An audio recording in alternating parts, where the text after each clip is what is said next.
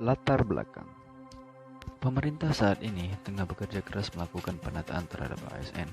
Banyak kebijakan yang dikeluarkan guna mendisiplinkan para ASN. Kemenpan RB mengungkapkan ada 30% atau sekitar 1,35 juta ASN yang kinerjanya tergolong buruk. Dalam menjalankan tugasnya sehari-hari, mereka dinilai semau sendiri sehingga kinerjanya di bawah target yang diharapkan. Untuk itu, dapat disimpulkan bahwa permasalahan yang paling fundamental adalah rendahnya kinerja dari ASN itu sendiri. Landasan teori. Pertimbangan pembentukan Undang-Undang Nomor 5 tentang ASN untuk mewujudkan aparatur sipil negara yang profesional, kompeten dan kompetitif sebagai bagian dari reformasi birokrasi. Aparatur sipil negara sebagai profesi yang memiliki kewajiban mengelola dan mengembangkan dirinya dan wajib mempertanggungjawabkan kinerjanya dan menerapkan prinsip merit dalam pelaksanaan manajemen aparatur sipil negara. Undang-Undang ASN mengatur mengenai penilaian kinerja yang bertujuan untuk menjamin objektivitas pembinaan PNS yang didasarkan sistem prestasi dan sistem karir. Undang-Undang ASN juga mengamanatkan agar penilaian kinerja PNS dilakukan secara objektif, terukur, akuntabel, partisipatif, dan transparan. PP Nomor 30 Tahun 2019 tentang penilaian kinerja PNS adalah untuk melaksanakan ketentuan pasal 78 Undang-Undang Nomor 5 Tahun 2014 tentang aparatur sipil negara. Perlu menetapkan peraturan pemerintah tentang penilaian kinerja pegawai negeri sipil. Tujuan penilaian kinerja menjamin objektivitas pembinaan PNS yang dilakukan berdasarkan sistem prestasi dan sistem karir. Penilaian kinerja merupakan suatu proses rangkaian dalam sistem manajemen kinerja PNS, berawal dari penyusunan perencanaan kinerja yang merupakan proses penyusunan sasaran kinerja pegawai, selanjutnya disingkat SKP.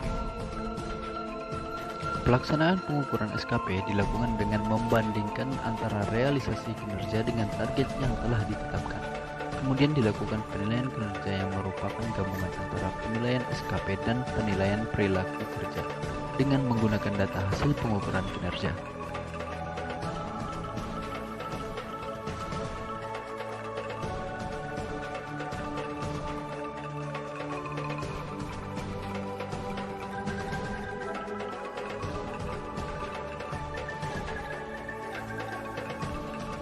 Substansi penilaian kinerja PNS yang terdiri atas penilaian perilaku kerja dan penilaian kinerja PNS, pembuatan penilaian SKP dan perilaku kerja PNS, pejabat penilai dan tim penilai kinerja PNS, tata cara penilaian, tindak lanjut penilaian berupa pelaporan kinerja, pemeringkatan kinerja, penghargaan kinerja dan sanksi serta keberatan, dan sistem informasi kinerja PNS.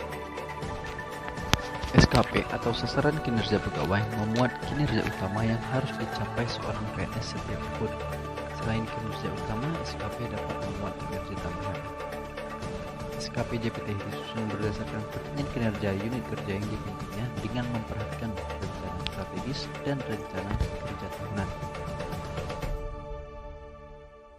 SKP bagi pejabat pimpinan tinggi utama disetujui oleh menteri yang mengkoordinasikan.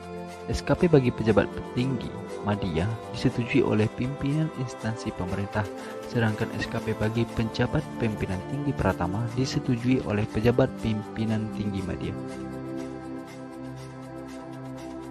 JPT yang memimpin unit kerja paling sedikit mencantumkan indikator kinerja yang terkait dengan tugas dan fungsi serta kinerja penggunaan anggaran.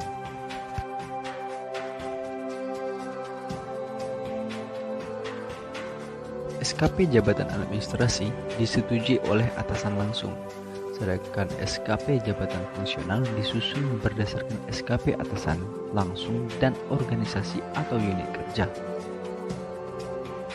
SKP tidak berlaku bagi PNS yang diangkat menjadi pejabat negara atau pimpinan anggota lembaga non-struktural, diberhentikan sementara, menjalani cuti di luar tanggungan negara atau mengambil masa persiapan pensiun.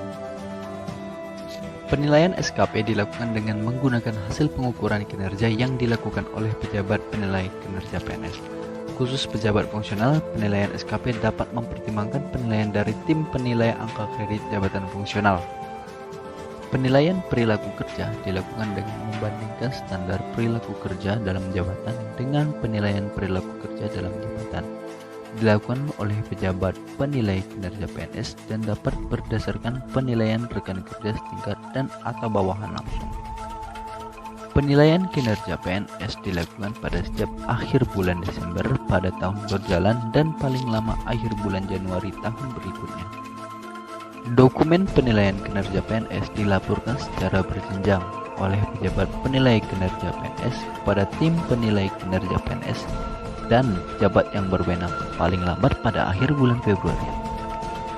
Penilaian kinerja PNS yang menunjukkan penilaian kinerja dengan predikat sangat baik berturut-turut selama 2 tahun menurut PP ini dapat diprioritaskan untuk diikut sertakan dalam program kelompok rencana suksesi atau talent pool pada instansi yang bersangkutan. Bagi PNS yang memegang predikat baik berturut-turut selama 2 tahun dapat diprioritaskan untuk pengembangan kompetensi lebih lanjut. Dan bagi yang tidak memenuhi target kerja akan dikenakan sanksi administrasi sampai dengan kesimpulannya adalah untuk mencapai kinerja yang baik maka dibentuklah sistem kontrak kerja dan sasaran kerja pegawai agar setiap tugas ASN harus mencapai target. Seorang ASN harus menggunakan prinsip nilai dasar angka dalam pelaksanaan tugas selain dengan menetapkan target. Untuk terciptanya kinerja ASN yang baik, yaitu dengan disiplin terhadap aturan memungkinkan kepentingan dan selalu berlandaskan nilai-nilai Pancasila.